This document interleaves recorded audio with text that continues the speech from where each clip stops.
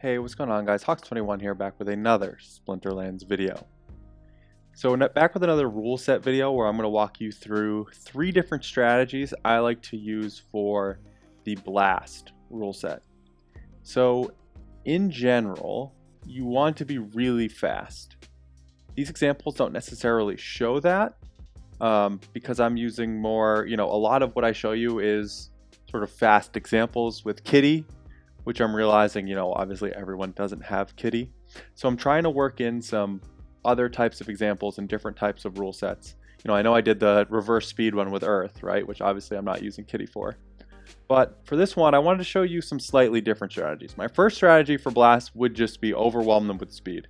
Have all of your people shoot first before they can, so you get all of the blast damage, and you'll likely be able to wipe out some of their monsters. But I'm going to show you 3 other types of strategies. The last one does use Kitty. I believe that's the only one. I'm showing you 4 battles. But the first 2 strategy I use is getting massive damage dealers up front and having their blast kill backline monsters. So as you can see, I'm using Uriel here. So we already got some Uriel gameplay, which is awesome. I haven't been able to use him that much, but I'm sort of searching for the best ways to use him. And I've experimented with some blast, and I think I might like it. As you can see, he's going to do something a little crazy in this one. Again, when I play Uriel, I always put a little squishy up front because he can't attack on the first turn anyways. So I'd rather have the Soul Fiend take a hit for Uriel. I debated putting the Pelacor Conjurer up, but I was worried he would dodge too many times, and then if Uriel didn't get to the front in round 2, I would have been really, really upset. So I decided to stick Uriel here. But as you can see, the Pelacor Arbalist does a ton of damage with the blast. Double Strike is also great with blast. I forget exactly what round it is. Also, the Earthquake here obviously plays a role too, right? Like, that's part of the reason why I tried this at first, because Life has a lot of great flying monsters. Opportunity is another great blast choice because, as you can see, the Celestial Harpy is going to hit the back line and blast 2 other monsters, whereas if you're just hitting the front, you only blast 1. But here, I'm actually going to rewind that real quick because I was talking over it. Watch what Uriel does.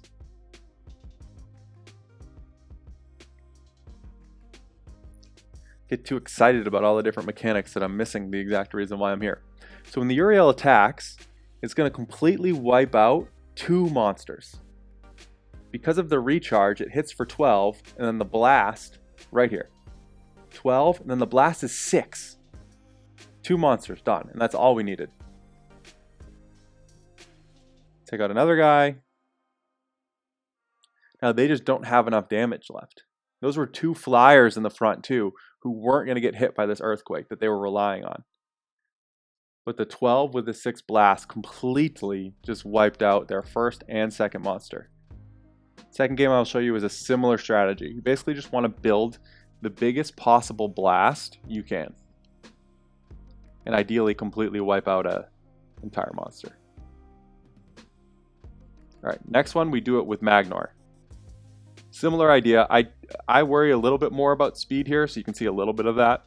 I bring the Supply Runner for speed. I bring the Scavochemist, who I think is super underrated, for the cleanse and the slow. And then I also, I'm buffing 1 melee with Tarsa, and then I'm buffing another melee with Tusk the Wide. So when he gets enraged, he's going to hit for 11, which is going to give a 6 blast radius. And you'll see the second time it hits the dark, I never know how to pronounce this. I say Haran, but there's no R there. The Venari Bonesmith is going to have 6 health, so it's going to be the perfect blast damage to get rid of the Bonesmith. On the first attack, it's also going to fully wipe out the Life Zapper. So it's doing a ton of backline damage despite not killing this front taunt monster. Just play it for you guys to see.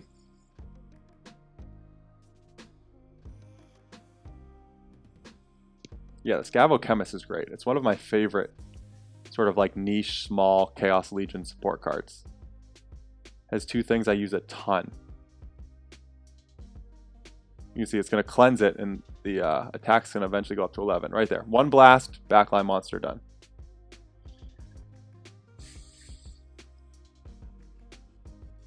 Yeah, so life leech is up to 6.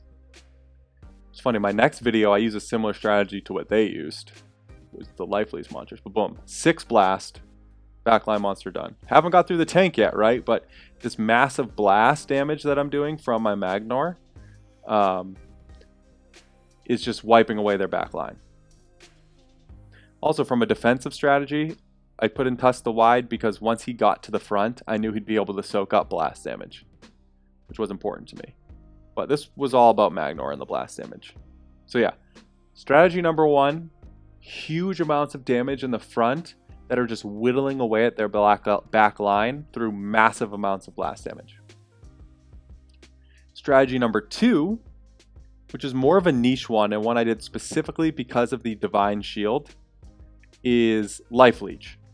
So I was this guy played this lineup, not this particular lineup, but basically Quicks the Devious with the Dragon Jumper in almost every match. I think it was like 4 out of the 5. So I was assuming he was going to go because, again, you'll see in the last one, which I show you Opportunity, but Opportunity is a great idea in Blast as well.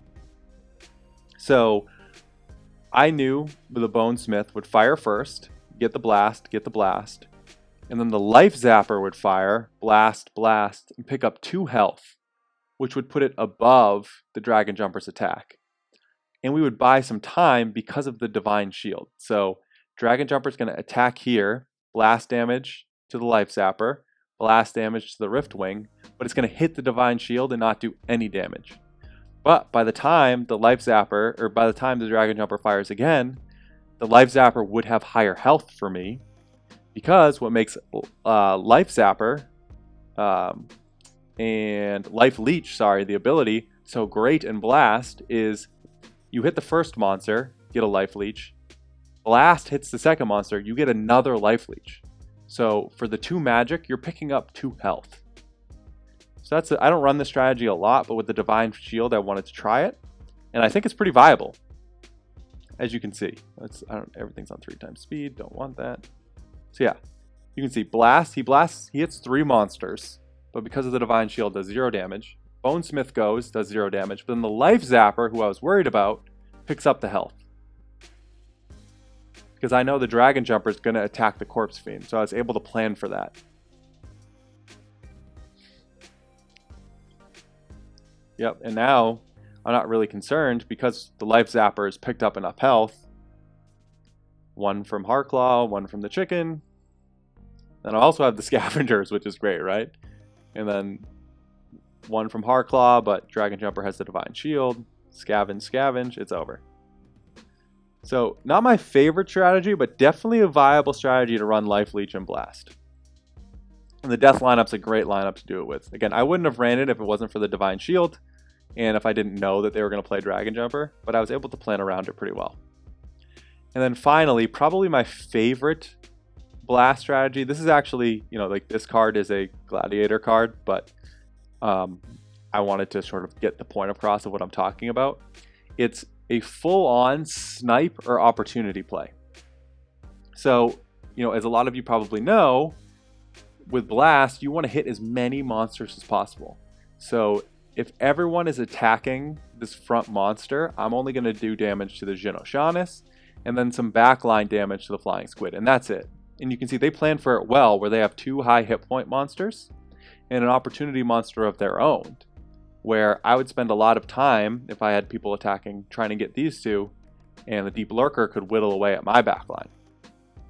But instead, what I did was, I should mention, this is a silver level cap, because for my guild, I'm in the silver fray. So, the Bakjira doesn't have the self-heal.